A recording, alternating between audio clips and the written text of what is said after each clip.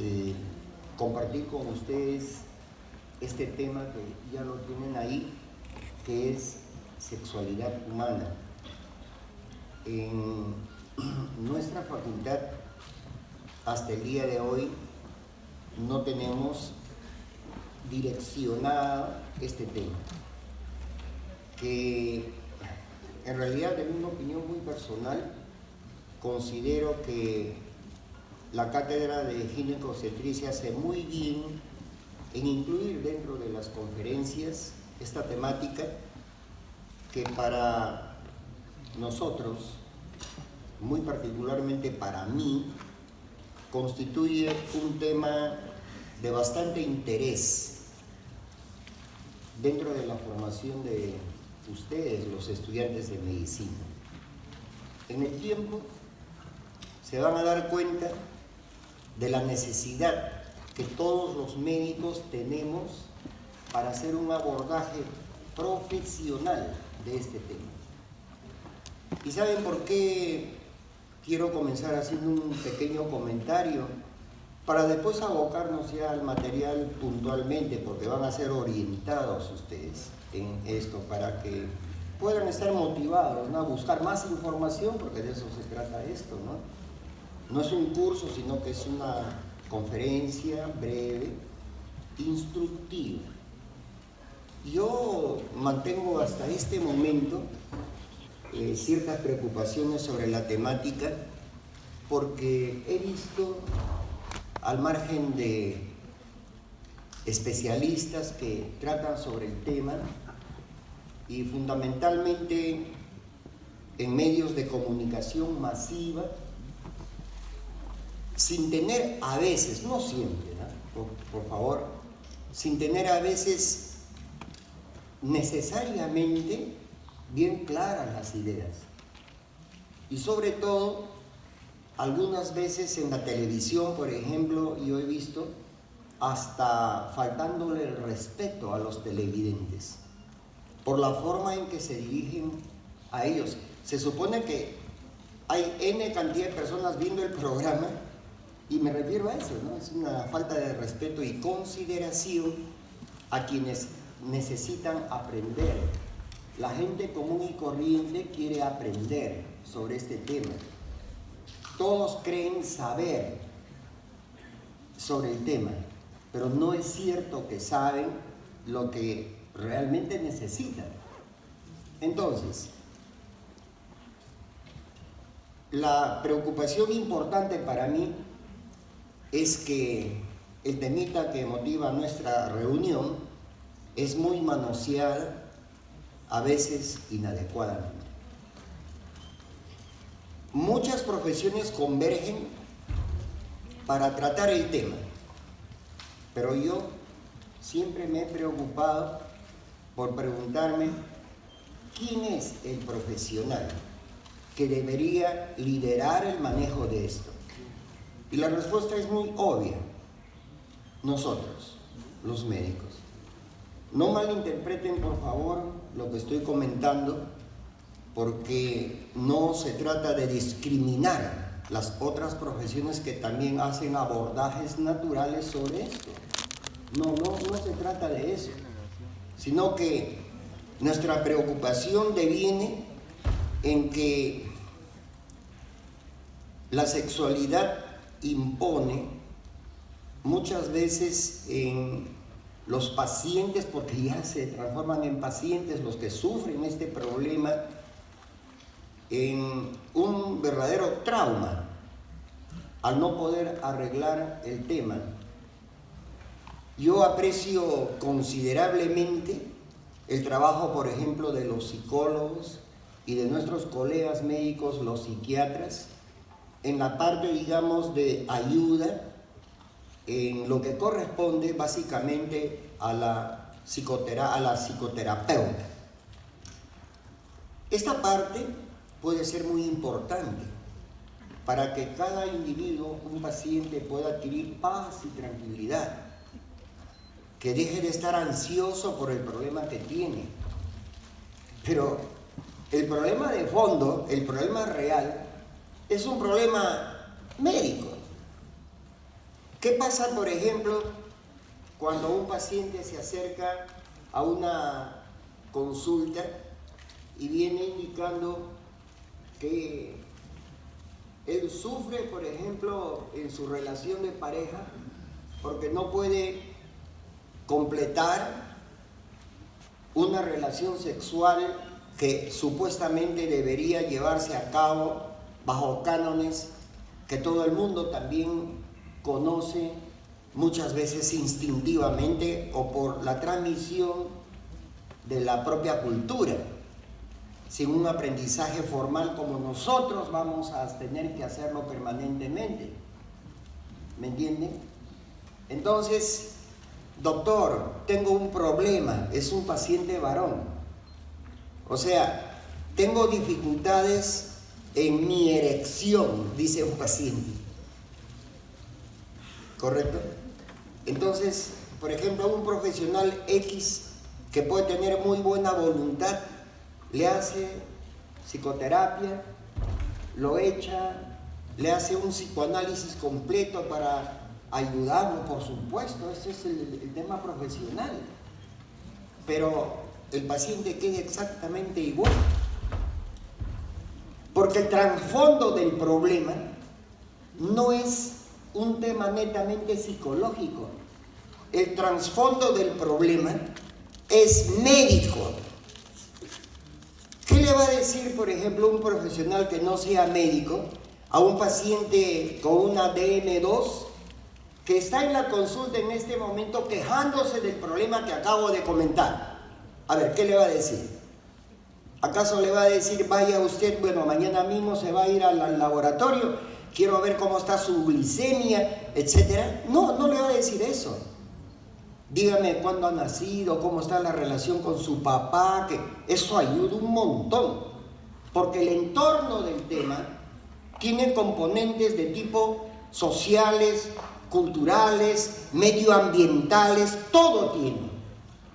Y por supuesto, el trasfondo más importante, que es el biológico.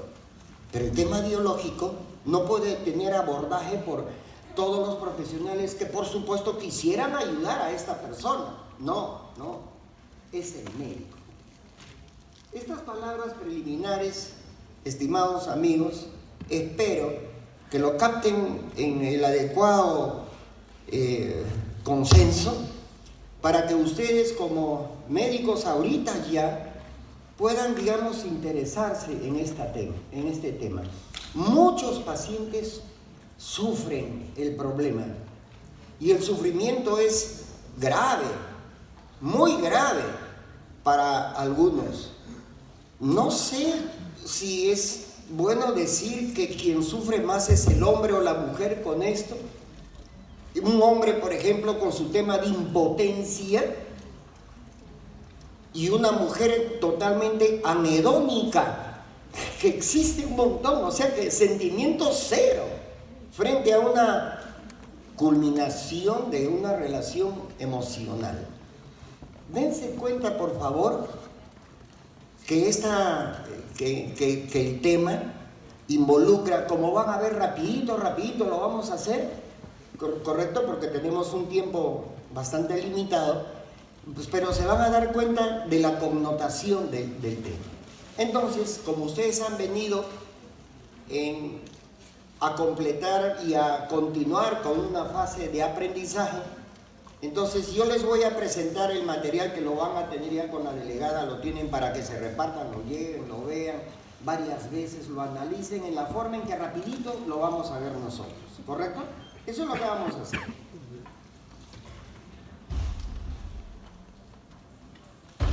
Bien, para centrar el tema deberíamos comenzar por un par de definiciones, o de repente un poquito más de aquellas, porque se habla mal también. ¿Y saben qué es lo que me preocupa a mí? Que el estudiante de medicina muchas veces no tiene el lenguaje médico. El estudiante de medicina está hablando como cualquier persona común y corriente, sin discriminar a nadie, o sea, de personas no médicas. El médico ya tiene que tener el lenguaje correcto y claridad en lo que significa la palabra. ¿Saben por qué? Porque bendita sea, a cada rato te están preguntando. Por ejemplo, ¿cuál es la diferencia entre sexo y sexualidad? Te van a preguntar. ¿Cómo? Pero es lo mismo. No necesariamente es lo mismo. Va por ahí, pero no es lo mismo exactamente si nosotros lo analizamos a la luz del aprendizaje que un médico tiene que hacer para después explicar a la comunidad no médica. Bueno, no lo digo yo tampoco, necesariamente. Esto también ha sido para mí aprendizaje y todos los enterados del mundo lo han dicho, por eso hay textos, revistas, investigaciones, y uno lee cuando aprende. Yo también hice lo mismo que ustedes. Entonces, a ver, vamos, ahora sí, arrancamos. Cuando uno habla de sexo propiamente dicho, se refiere al tema estrictamente biológico, como dice ahí. O sea, esto está ahí tipo telegrama, pero para orientarlo mejor, supuestamente, ¿no? Aquello que se evidencia, dice, lo que se evidencia, ¿no es cierto? Lo objetivo, como si fuera un signo, lo objetivo. Órganos reproductores, sexo masculino, femenino.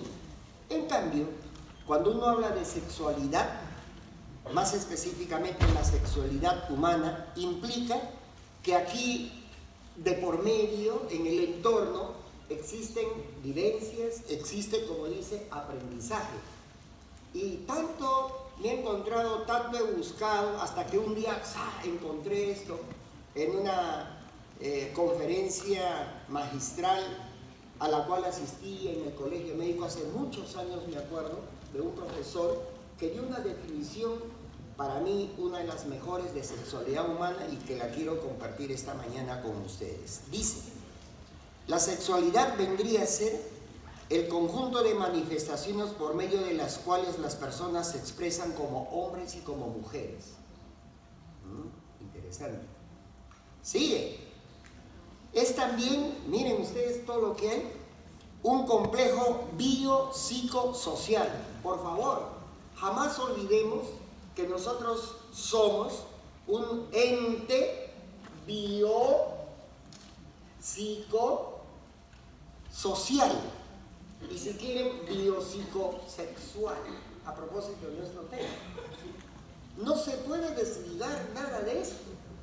No somos biológicos puros como una lombriz, que supuestamente no tiene pensamiento, digamos, ¿no? Es un ente biológico, que vive, se reproduce, muere, igual que nosotros, pero con una notable diferencia, como vamos a ver en un instante. Y seguimos. Dice, es un complejo biopsicosocial que incluye órganos y funciones especializadas. ¿Ya? Por favor, vayan captando. Puesta en marcha a través de fenómenos bioquímicos y neurohormonales estrechamente asociados a condicionamientos medioambientales, básicamente, o sea, medioambientales, ya llega, básicamente de naturaleza emocional. ¿Correcto? O sea, como que nosotros del ambiente cogemos y vamos aprendiendo porque alguien nos dice, porque nosotros vemos y también porque hacemos algo. Estamos aprendiendo. Y estamos aprendiendo porque tenemos la cualidad de poder aprender.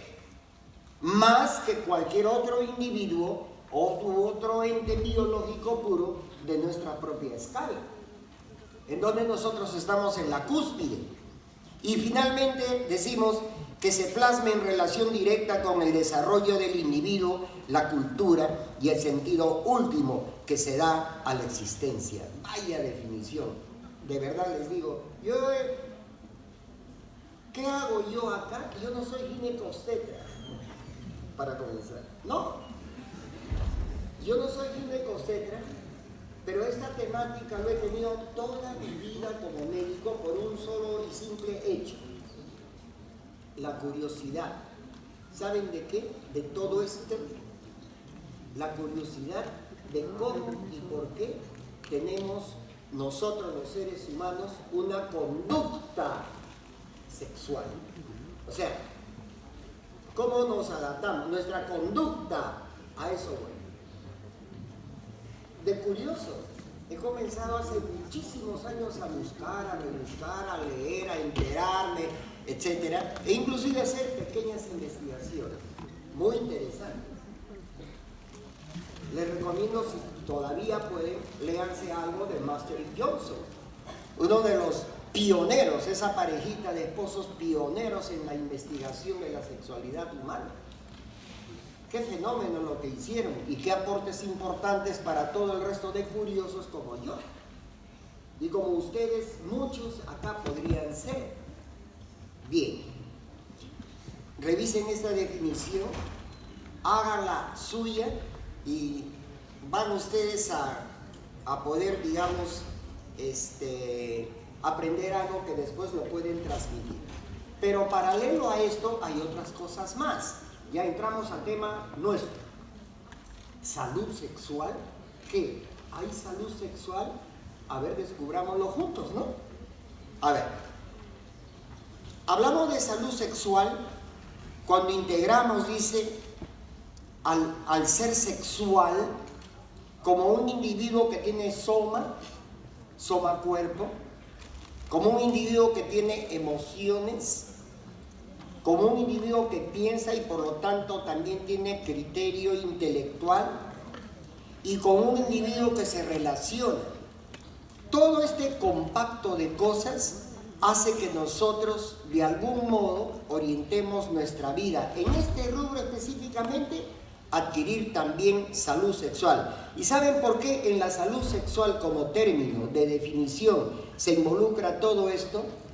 Porque si todo esto converge con un individuo que está, como nosotros, viviendo la vida profesional o no profesional, etc., y se quiere integrar a la comunidad en donde probablemente hará pareja heterosexual con alguien, entonces quiere compartir la vida heterosexual con alguien, todos estas cosas que ustedes están viendo en estas dos líneas tendrían que converger para que él pueda vivir una salud sexual. Vayan analizando, por favor, acompáñenme en ese sentido.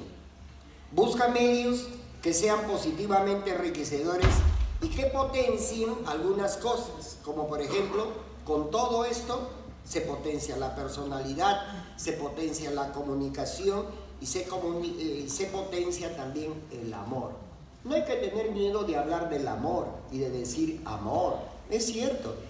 Precisamente, si todo esto está en un entorno adecuado, lo último, al final, la pareja heterosexual se emociona hasta las lágrimas y uno le dice al otro, o sea, dibujando todos sus sentimientos, la palabrita clave, y esa palabra clave es love.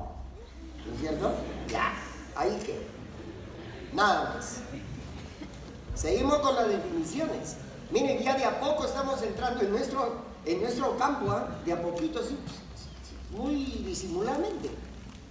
Que hay también, se podría decir que tenemos una sexualidad sana. A ver, ¿y esto por qué?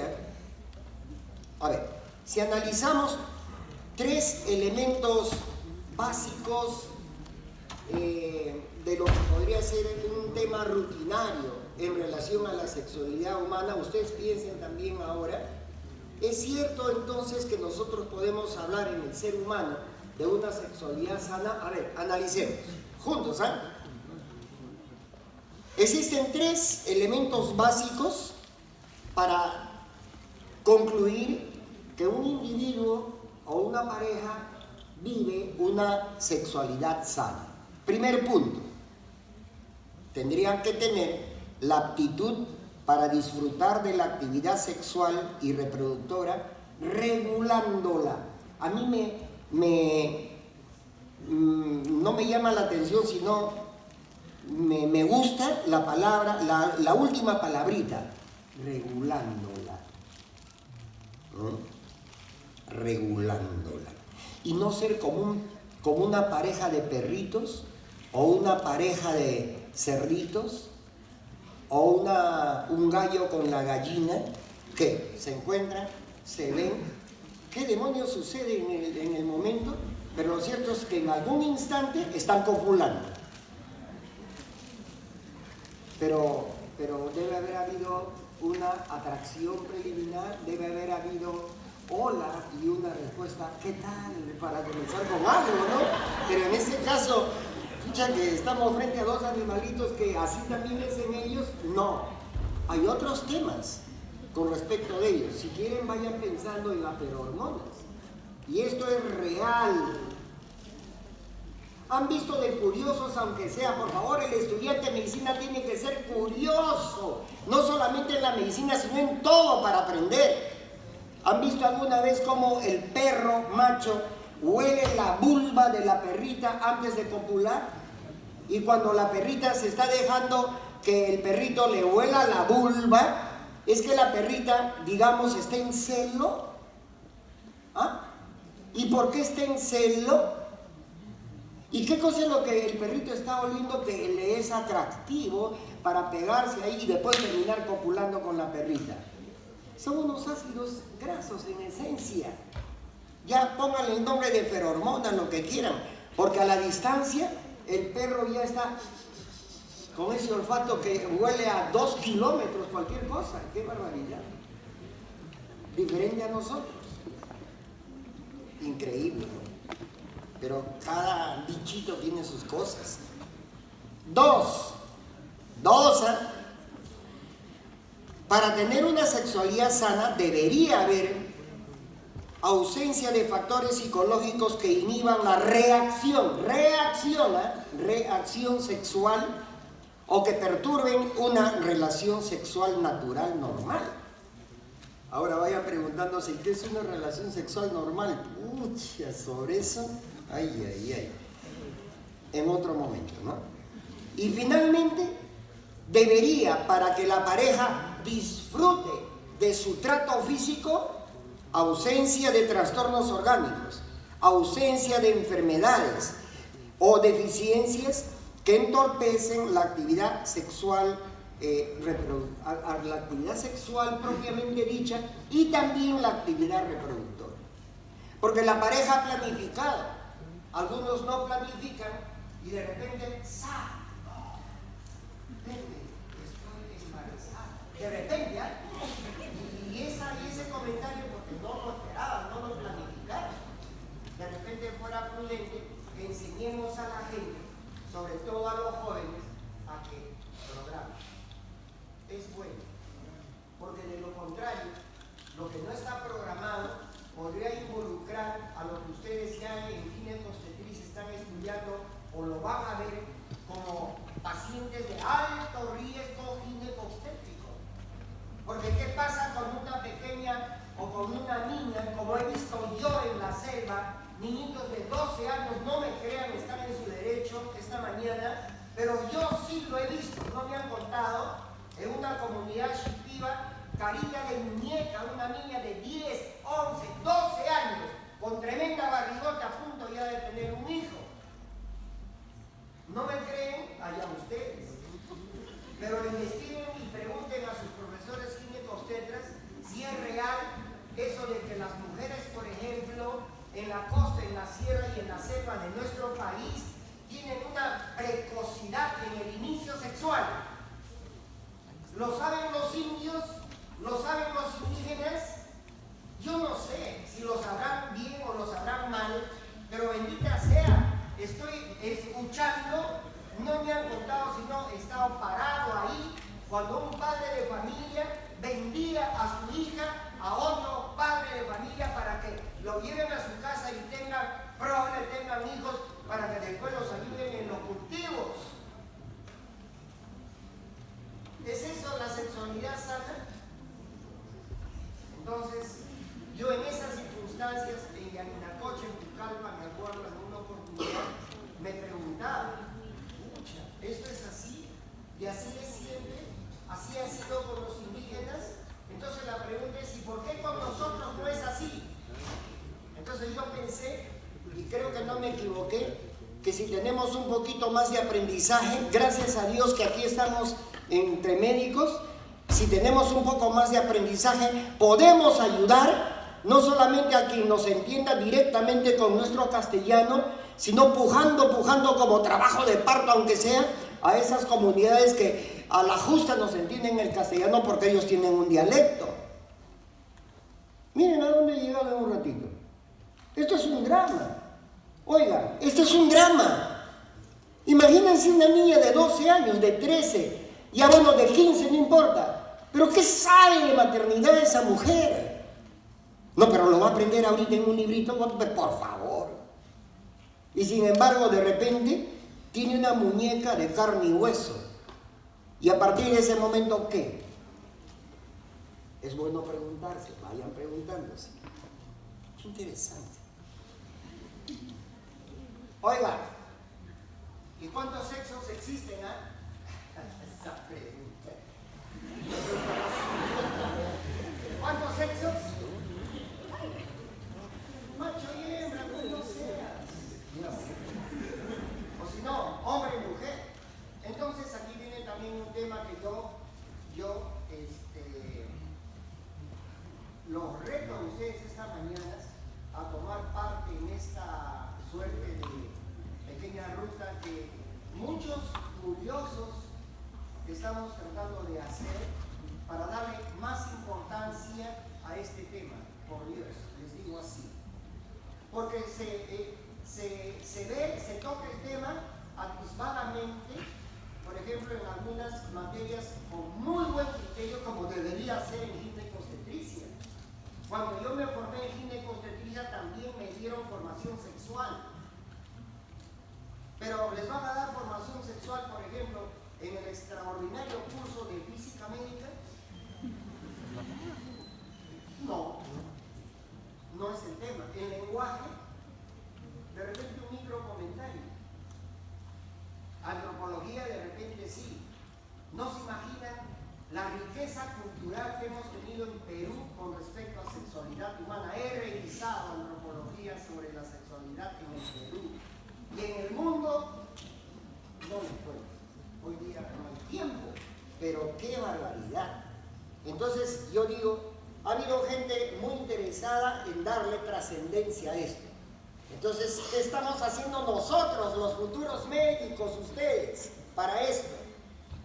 Ya les conté un temita, lo que está pasando en nuestro propio país. Bien, lenguaje médico. A la próxima vez que haya una pregunta, oye, ¿y cuántos sexos hay? Bueno, lo que entienda la gente, hay que decirles para que ellos lo internalicen y ya. Pero entre nosotros, esto es un ambiente científico, esos son los tipos de sexo, y de repente hablan más. En un año puedo haber cambiado todo, pero yo hablo de sexo genital, sexo cromosómico, sexo nuclear, sexo gonadal, hormonal, monopólico, somático, psicológico, psicosexual y cerebral. ¿Cerebral? Sí. Es lo último que no está último, ya tiene más de una década. Y para mí es lo trascendente, ahí queda todo. Y entendiendo el último punto, nosotros los médicos entendemos realmente por qué la situación está como está a nivel del conocimiento y de las respuestas y de los comentarios y de las quejas hasta en el Congreso de la República, en donde me dio vergüenza ajena escuchar a una distinguida congresista hablar improperios en una oportunidad hace algunos meses sobre asuntos de no te metas con mis hijos y por ese motivo yo, miren, sobre aquí, porque la sexualidad humana tiene solamente esta función. Están viendo cosas desde una óptica. ¿Saben qué es lo malo a veces? Lo malo es esto. Escuchen con atención, por favor, porque no quiero que nadie se sienta herido en su susceptibilidad en esta aula mientras yo hablo. No, porque yo sí hablo. Pero no quiero herir susceptibilidades. ¿Saben cuál es el problema?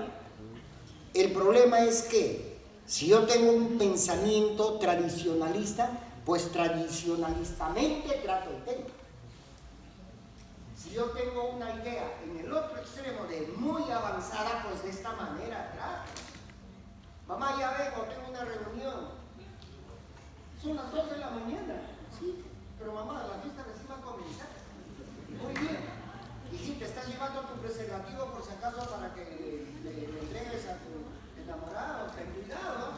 Ya mamá sí he comprado 4 por si acaso. Ah, no, bueno. Miren los extremos, ¿no? Miren los extremos. Bueno, será mejor tocar un punto intermedio. Es aprendizaje, es formación. Repito, ¿saben cuál es el problema en este tema?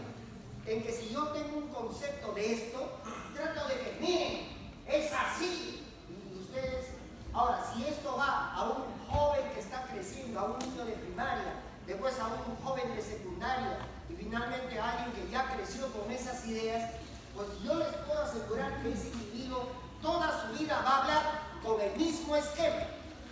Entonces, ahí viene la puja, pues. Ahí viene la puja. Entre quién acepta y quién no acepta. ¿Por qué creen no te metas con mis hijos? Es por eso. Género, que van a homosexualizar a nuestros hijos en el colegio. ¿Qué barbaridad que están hablando? No es cierto. Pero bueno, a eso voy. Llega un problema porque alguien que tiene un pensamiento, atención, y un sentimiento, que en eso no creo que haya una mala onda para que un adulto se dirija a un menor, su hijo puede ser, y le diga, mira hijo, las cosas en este tema son así, yo soy tu padre, o la mamá está hablando, yo soy tu madre, y escúchame a mí, mira, esto es listo. Un tradicionalista puede ser. Entonces, ¿qué pasa? Tanto cae la gota de agua en una roca que al final termina haciéndole un hoyo, un hueco. Entonces esa gente crece y después son voceros de lo mismo. Sexo germinal, ovogonia, espermatogonia. Características: diploidía cromosómica. Recuerden ustedes, refrescando un poquito lo anterior, ¿no? Que durante la formación ellos hacen procesos meióticos en donde el número diploide se transforma en un haploide que nuevamente, caramba, era diploide. ¿Y por qué no quedó así, no? Y ahora son haploides por procesos meióticos para que finalmente se vuelvan a juntar para nuevamente hacer diploide. Vaya, ¿qué tal pérdida de tiempo, no es cierto? Ya, ok. Pero bueno, es así pues. Y después de eso, un cigote organizado con procesos mitóticos que reparte. Ahí están los 46, somáticos 44, o autosómicos como quieran, somáticos autosómicos 44, y los 2 sexuales. Y sexo cromosómico pues, XX, XY, heredado desde el preciso momento de la fecundación, salvo las condiciones muy peculiares en donde también ustedes en embrio ya estudiaron. Acuérdense del Klinefelter, de un Klinefelter, acuérdense de un Turner, y con eso me quedo, porque esto, si no, no tenemos tiempo de hacer nada más. Sexo nuclear, sí, sexo nuclear, porque si yo veo cromatina nuclear, ¿me entienden? O cuerpo de Barr, o de repente la extensión esa de la membranita con toda su membranita, pero es una extensión nuclear que solamente aparecen en la sangre de la mujer en polimorfos nucleares, y en el del 1 al 5% de los polimorfos nucleares, el famoso palillo de tambor en las mujeres. ¿Qué es eso? Sexo nuclear. Algunos le llaman cromatina del sexo. Acuérdense, estamos repasando rapidito esto. Sexo gonadal, la gónada. En un primer momento, ¿acaso hay ovarios y testículos? No, señor. El embrión tiene una etapa en donde, acuérdense, hay gónada. Sexo indeterminado.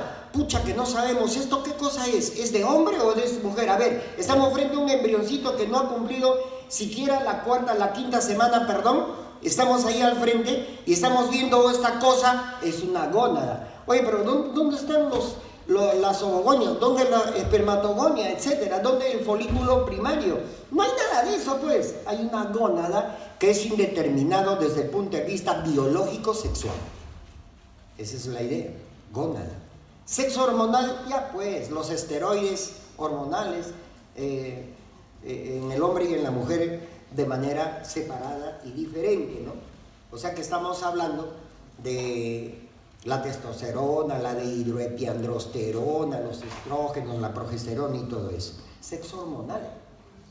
Sexo gonofórico, solamente les digo, acordarse de Wolf y Müller, a través de ellos, los genitales internos, tanto en el hombre como en la mujer.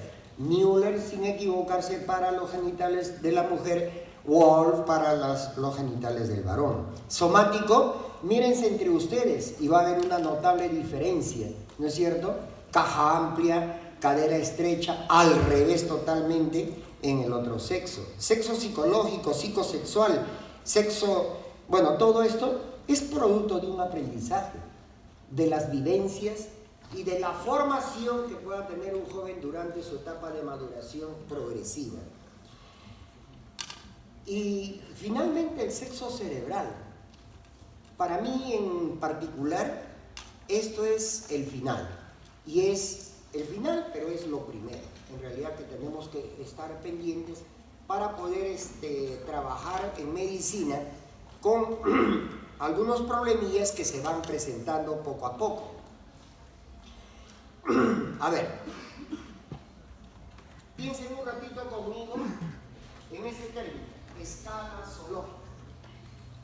Y en una escala zoológica tenemos animales unicelulares a los cuales los llamamos protozoarios, con los cuales ustedes han convivido en el curso de parasitología.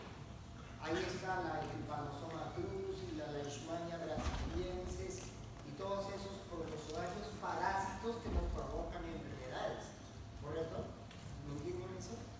Y después de ellos, para arriba, los multicelulares.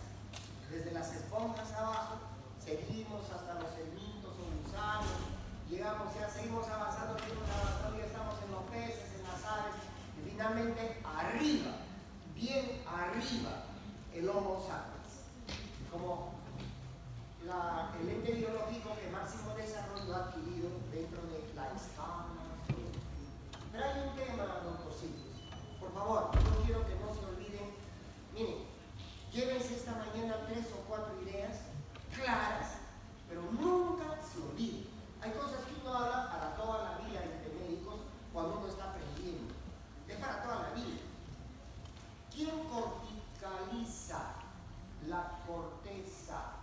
¿Quién desarrolla la corteza en un proceso ascendente para conseguir algo importante que le pueda ayudar a vivir?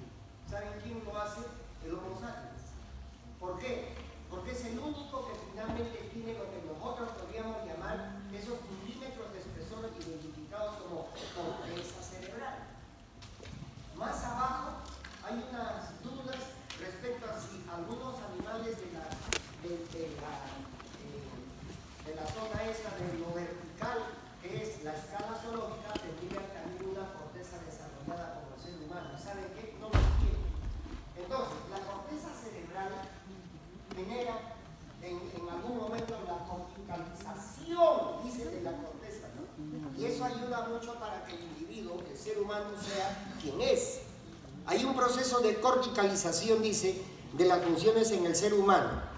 Y esto ha dado lugar a que la conducta sexual establezca distancia de su determinismo endocrinológico. Voy a explicar en cristiano lo que dice estas 3 líneas. Miren, toda la vida que hablamos de sexo, las hormonas. Por eso el hombre la testosterona, la mujer los estrógenos, las hormonas comandan. No es tan cierto esto. Bueno, para no pelear, hoy día, que 50-50, pues, porque la hormona sexual, los esteroides sexuales hacen cosas a nivel del sistema nervioso en el proceso de maduración sexual. En el perinatal comienza todo esto y acaba con un estancamiento preliminar antes de la pubertad. Es real lo que estoy diciendo, doctores, demostrado ya científicamente, está demostrado en este momento. ¿Me entienden eso? Entonces, pero ¿a qué se refiere el determinismo endocrinológico? A que todo lo que sea sexo siempre se ha orientado a decir, estos son los patrones por los cuales el hombre se comporta como hombre y la mujer como mujer. Las hormonas sexuales. No es cierto, demostrado en este momento. Entonces, ¿quién el lugar que antes era el 100% de las hormonas sexuales? ¿Quién? El cerebro y las partes que tiene. No tanto el cerebro, el encéfalo diría yo, porque si hablo de cerebro me refiero a hemisferios cerebrales específicamente. Pero por ahí hay otras partes, incluyendo el hipotálamo, como dentro de un ratito vamos a ver. La neurofisiología dice, en sexología todavía no está muy claro, ha colaborado en el aprendizaje, pero desde la época de Master y Johnson, poco se ha avanzado, pero lo que más nosotros hacemos para determinar, por ejemplo, conducta sexual, en los trabajos que han hecho todos los investigadores sobre el tema, lo que más han hecho es extrapolar. ¿Saben qué significa extrapolar? Ver cuál es el comportamiento de los animales y extrapolar ese comportamiento al ser humano. Eso significa que nosotros hemos ido aprendiendo de esto mucho por extrapolación.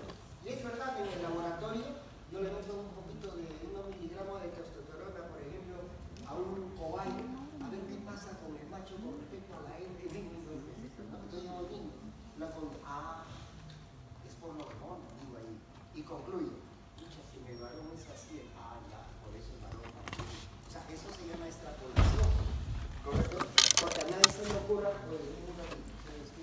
Acá hay mi pareja, voy a inyectar unas cositas, a ver, vamos a ver cómo está la situación. Un par de horitas, a ver cómo estuvo. Entonces ahí vengo, traigo a un par de amigos y me meten a la casa. A mí me meten a la casa. Entonces ustedes saben que eso no se puede hacer. A eso me refiero, ¿ya? Bien, ¿qué más? La masculinidad y la feminidad se determinan biológicamente antes del nacimiento y durante el periodo perinatal. Claro, es cierto, ahorita vamos a ver. Y ¿cómo es que se sabe que es así? Por lo que viene. Porque existe una, dice, organización de vías neuronales que hay que considerar bien, porque son ellas las que se organizan tanto antes del nacimiento como en la perinatal inmediata. Además, hay una actividad creciente de una química cerebral, según dice la línea que he puesto ahí, para querer implicar nada más que es a nivel de neurotransmisión que se van produciendo una serie de actividades, intenso metabolismo para poder activar la neurotransmisión a nivel de las sinapsis neuronales y poder generar en algunas partes del encéfalo, sobre todo en la parte límbica, algunos enlaces interneuronales que tienen que ver con este tema. Bien, ¿qué más? A ver, rapidito que se me va el tiempo. Factores en la conducta sexual. Factores involucrados en la conducta sexual. Factores ambientales. Atención, todo lo que es ambiental es condicionante. ¿Qué significa? Puede que sí, puede que no. ¿Me entienden? ¿Acaso yo por estar en un barrio donde hay narcos, delincuentes, yo también voy a ser narco delincuente? No necesariamente. Es condicionante, pero no es determinante. Hay otras cosas que son determinantes. Diferencias estructurales y funcionales cerebrales actuarían como determinantes en la conducta sexual. Esto sí digo que es absolutamente cierto. Una experiencia importante en mi vida como médico fue, yo era profesor de academias preuniversitarias y con eso vivía y estudiaba en una universidad pública en medicina. Y cuando me gradué, una de las primeras experiencias como médico que tuve, que no lo olvido hasta ahora porque fue una experiencia sana, bonita, me gustó porque probablemente el comentario que hice eran alumnos míos que habían querido conversar conmigo en mi consultorio, me acuerdo, de una academia preuniversitaria de aquellas épocas. Y se acercaron los dos, y ¿saben qué? Eran dos muchachos, eran pareja. Era la primera vez que yo tenía una pareja homosexual frente a mí, pidiendo un consejo. No venía a decir, mire, yo acá quiero cambiar. No. Venía básicamente por no sé qué tipo de cosa habíamos hecho, una buena amistad, y querían conversar con alguien que les escuche.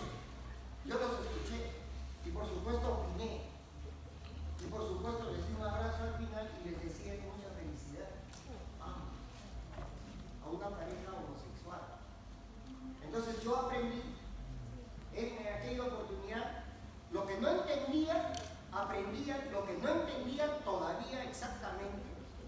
O sea, ¿por qué esto, no? Entonces, yo les digo a ustedes que están aprendiendo, por favor busquen información sobre esto. Busquen más, lean más. Miren, ni a patadas van a cambiar ustedes la conducta de un hombre. Hagan lo que quieran hacer. No van a conseguir nada. Acá está el tema. Acá arriba. Acá, doctores, acá. No lo van a cambiar. Tendrían que extirpar eso como se extirpa un tumor de la hipófisis. Y por eso son como son. ¿Y cómo defienden su posición, su postura de vida? ¿No ven las mamás cómo van en las marchas gays? Ahí de los LGTB, ahí, el otro día escuchaba a una mamá, señora, ¿y usted, la verdad? Le dijo que, pero era una broma, yo lo entendí así, porque si no, si me mandaron un cabezazo, estaba en la televisión, me decía que me dio gol. La pregunta no era muy adecuada, pero después yo también entendí y reaccioné.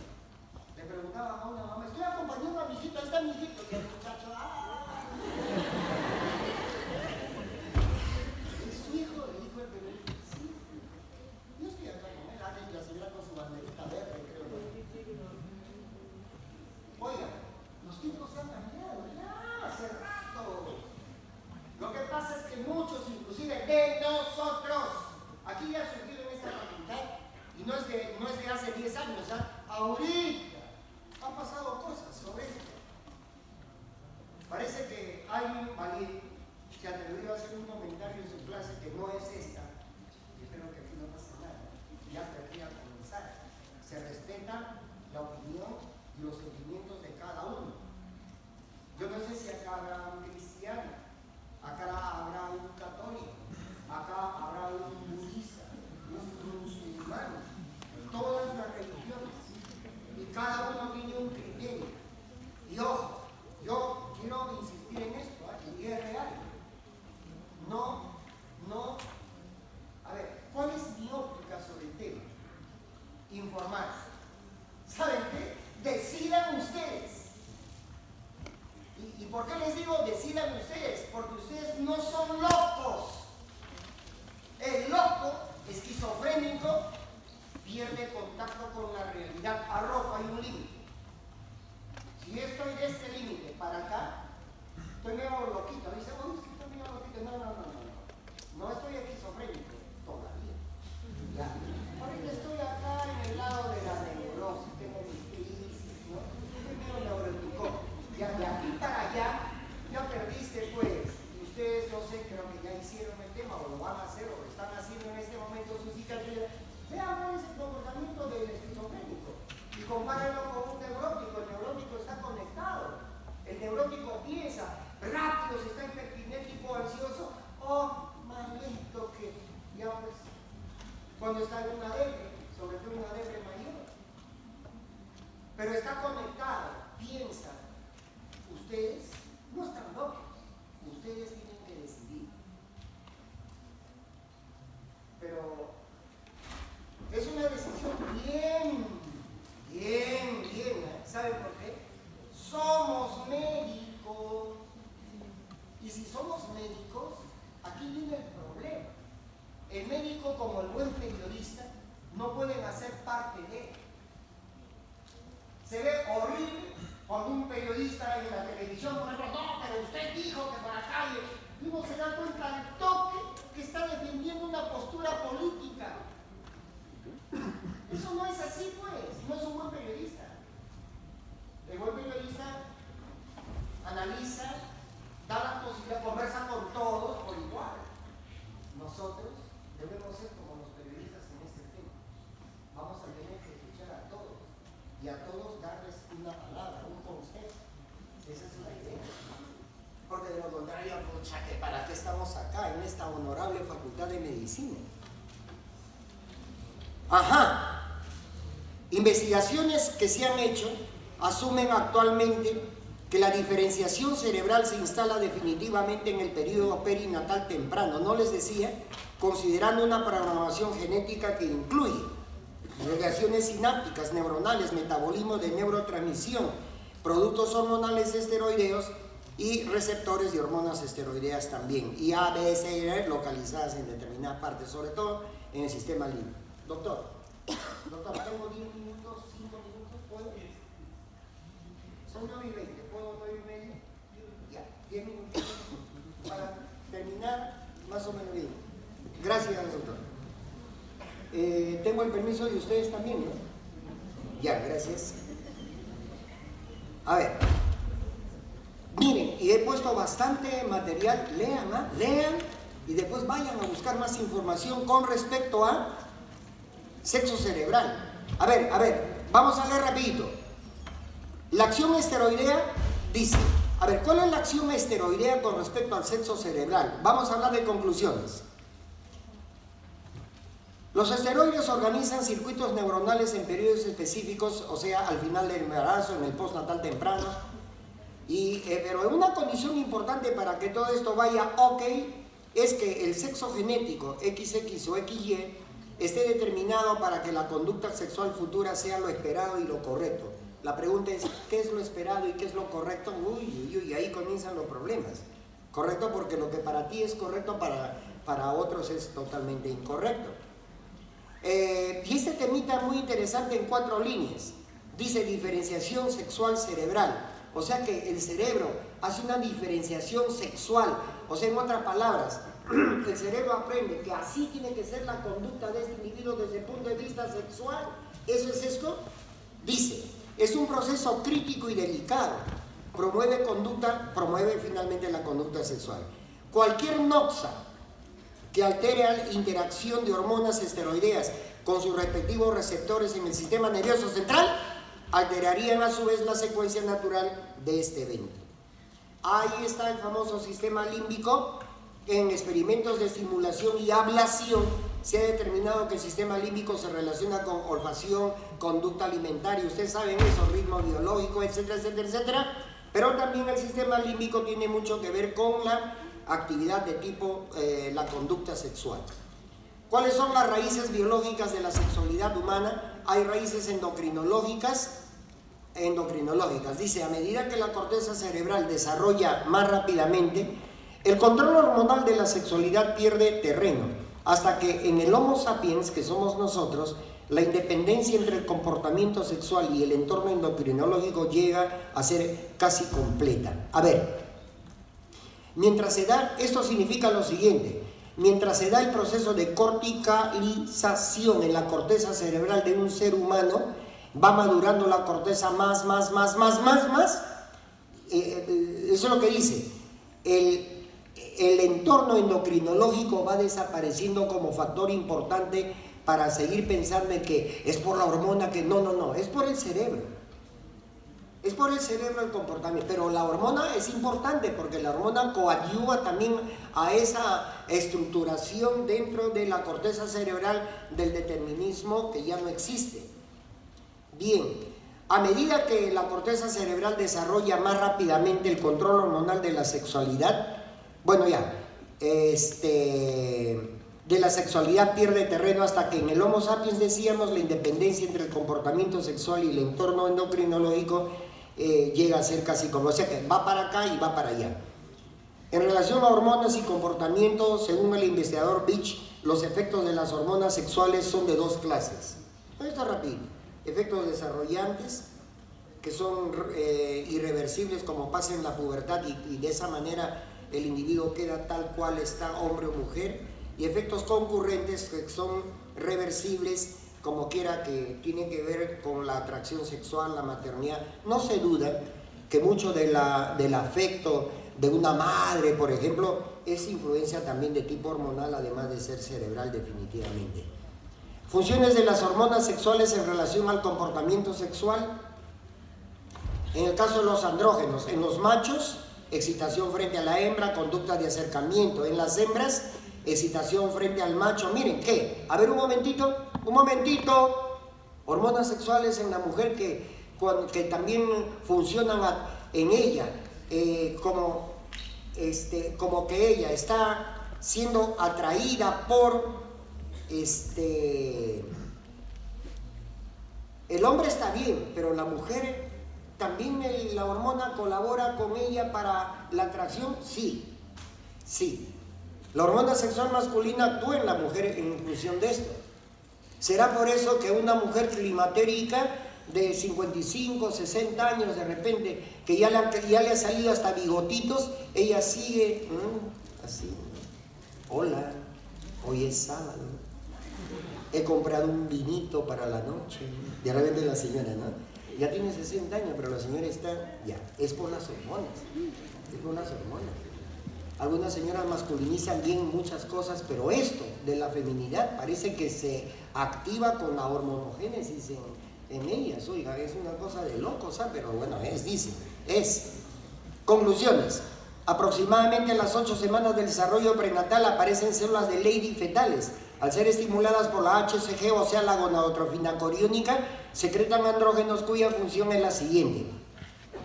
No olvidarse de las células de Leydig. Ellas en los testículos son las que producen testosterona, ¿correcto? En la etapa prenatal, entre la 11ª y la 18ª semana, se produce la diferenciación del tracto reproductivo, pene, escroto, próstata, toda esa cosa. Sobre los testículos, los andrógenos en la etapa prenatal, lo que consiguen es descender, hacer crecer al testículo, y por eso desciende, para evitar lo que ustedes conocen con el nombre de criptorquidia. Quiero que se lleven este mensaje, por favor averigüen con los urólogos, con sus profesores de hospitales, ¿ya? Ahí les va. Criptorquidia es un problema. No crean que es que no existe. Esto es un montón. Ya lo han visto seguramente, no sé. En urología les van a comentar más sobre esto. Pero hay muchos criptorquídicos. Se toca la bolsa. Habrán hecho ya, o lo van a hacer ahora, una de las primeras cosas que uno examina en el varoncito recién nacido es la bolsa escrotal. Tengo que ver si ahí tengo las pepitas de aceituna. A ver, esta aceitunita, esa pepita de aceituna es el testículo. Ah, acá está una pepita. A ver, por otro lado, acá está 2 pepitas. Listo, ahí están los 2. Perfecto. Han descendido los 2, pero a veces busquen, no hay. Busquen, encuentran uno. Y puede ser una criptorquidia parcial o una criptorquidia total. Les doy un dato. Consulten, corroboren el dato que les voy a dar.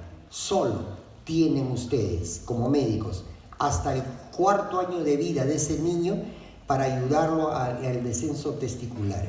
De lo contrario, el calor de 37 grados centígrados daña los espermatogonios irreversiblemente, y por lo tanto no va a haber maduración de espermatozoides en los testículos de ese niño cuando ustedes hagan el descenso, cuando él tenga 15 años. Va a ser un estéril. Corroboren.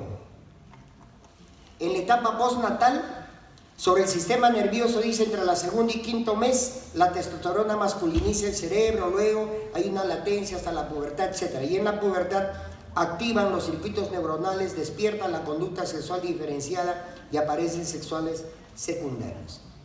Las raíces neurológicas, por favor, sobre este punto, en lo que respecta, miren todo lo que participa en la sexualidad a nivel del encéfalo, corteza, sistema límbico, hipotálamo, médula.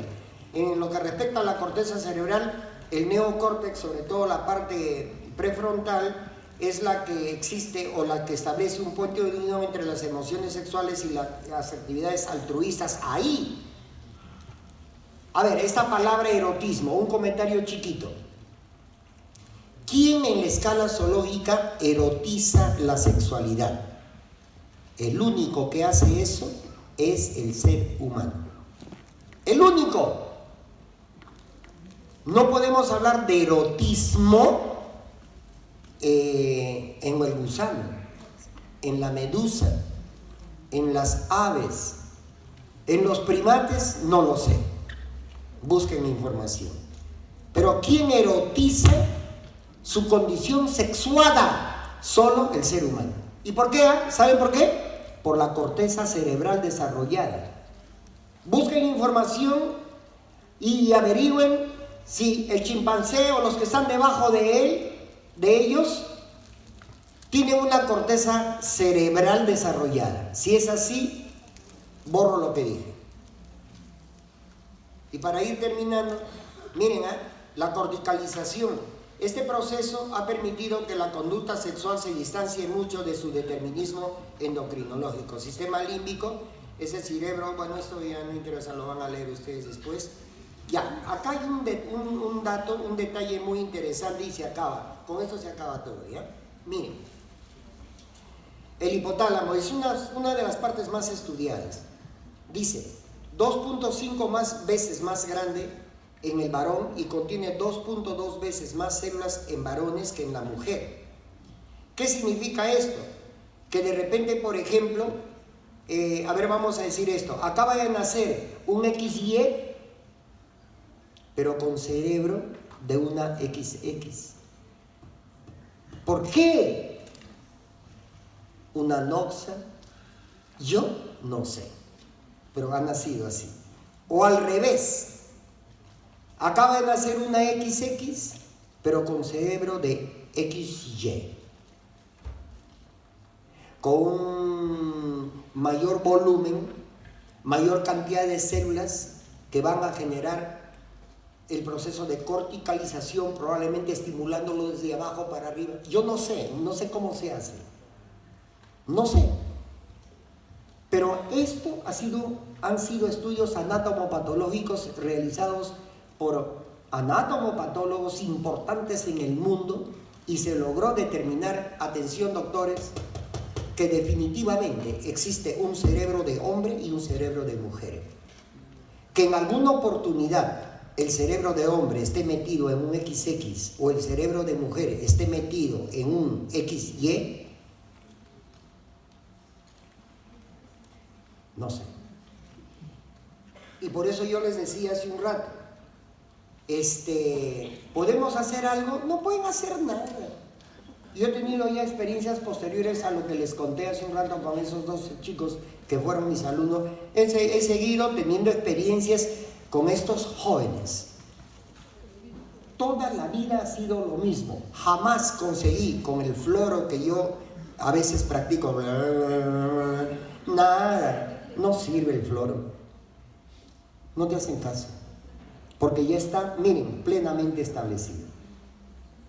Doctores, en serio, tomen interés en este tema. Mucho interés. Lo que me alegra, les voy a dar un flash, un dato. Ustedes ya están terminando la carrera. No es para ustedes esto que voy a comentar. Es para sus compañeros que ingresen a partir de julio del próximo año. Y todavía vienen cuándo. ¿A qué me refiero? A que la Facultad de Medicina viene trabajando en este momento, muy avanzado ya está el nuevo plan de estudio y la nueva malla curricular para la Facultad de Medicina San Martín de Porres. Hay una nueva malla, perdón, va a haber una nueva malla, no para ustedes, es para el futuro. Y de esta manera, la San Martín se va a ubicar al nivel que están muchas facultades ya en el Perú. Nos han tomado un poco la delantera, pero ahí vamos detrás de ellos. No podemos quedarnos detrás. ¿Me entienden eso? Y por ahí me enteré, después se va a confirmar, de que en el horizonte hay una tenue y brilla esperanza que a la vida nos lanza para vencer los rigores del destino, como dice el poeta. ¿Y saben a qué me refiero? Me refiero a que por fin en esta facultad se va a formalizar la enseñanza de la sexualidad. Yo estoy muy contento, probablemente ya ni lo vea, no sé, porque es para un año determinado, no es para comenzar el próximo año, no es un plan de 6 años como que ustedes